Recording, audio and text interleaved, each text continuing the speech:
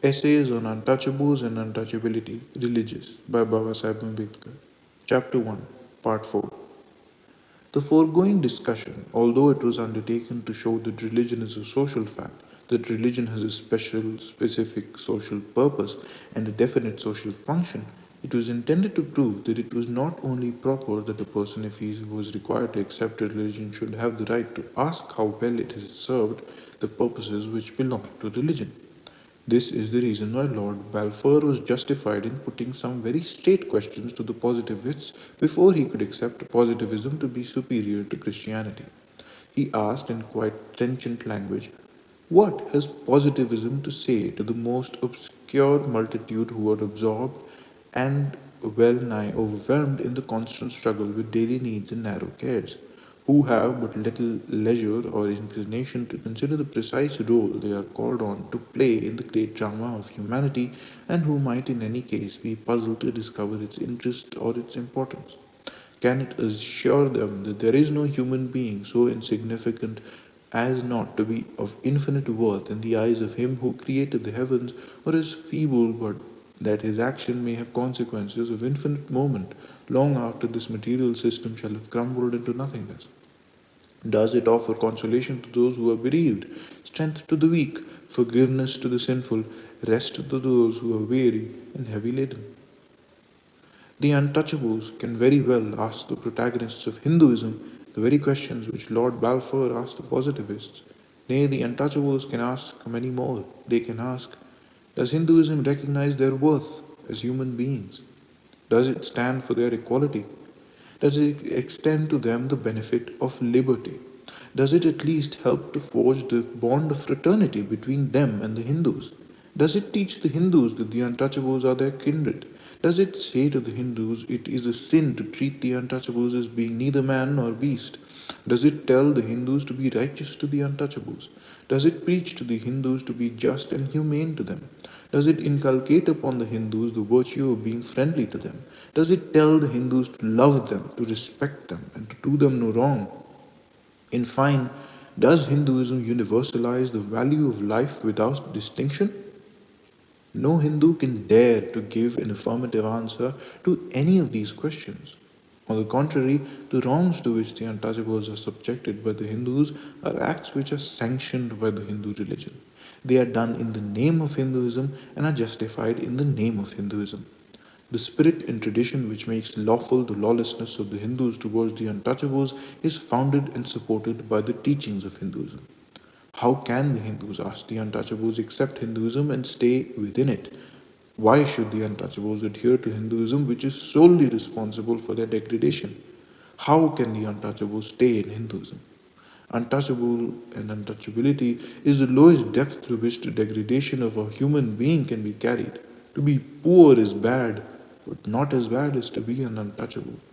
The poor can be proud, the untouchable cannot be. To be reckoned low is bad, but is not as bad as to be an untouchable. The low can rise above his status, an untouchable cannot. To be suffered in bad, but not as bad as to be an untouchable. They shall someday be comforted. An untouchable cannot hope for this.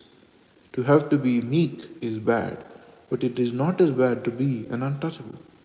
The meek, if they do not inherit the earth, may at least be strong. The untouchables cannot hope for that. In Hinduism, there is no hope for the untouchables. But this is not the only reason why the untouchables wish to quit Hinduism. There is another reason which makes it imperative for them to quit it. Untouchability is a part of Hinduism. Even those who, for the sake of posing as enlightened reformers, deny that untouchability is part of Hinduism are to observe untouchability. For a Hindu to believe in Hinduism does not matter. It enhances his sense of superiority by the reason of this consciousness that there are millions of untouchable below him. But what does it mean for an untouchable to say that he believes in Hinduism? It means that he accepts that he is an untouchable, and that he is an untouchable is the result of divine dispensation. For Hinduism is divine dispensation. An untouchable may not cut the throat of a Hindu, but he cannot be expected to give an admission that he is an untouchable, and rightly so. Which untouchable is there with soul so dead as to give such an admission by adhering to Hinduism? That Hinduism is inconsistent with the self respect and honor of the untouchables is the strongest ground which justifies the conversion of the untouchables to another and nobler faith. The oppositions of conversion are determined not to be satisfied, even if the logic of conversion was irrefutable. They will insist upon asking further questions.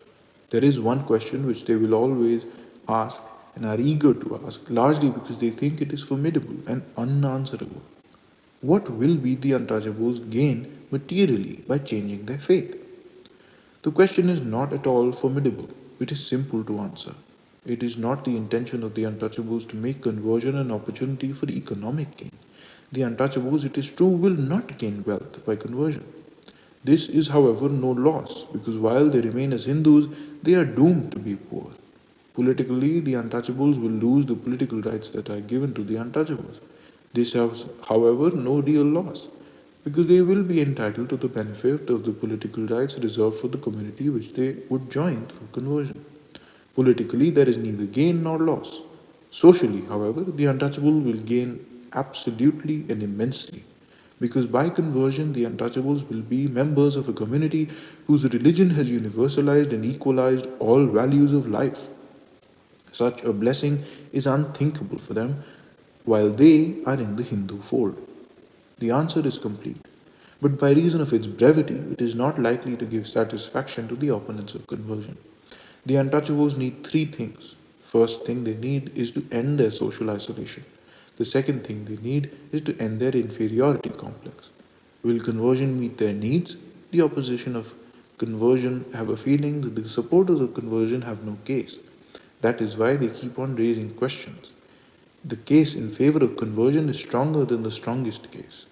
Only one does wish to spend long arguments to prove what is so obvious. But since it is necessary to put an all end to doubt, I am prepared to pursue the matter. Let me take each point separately. The end.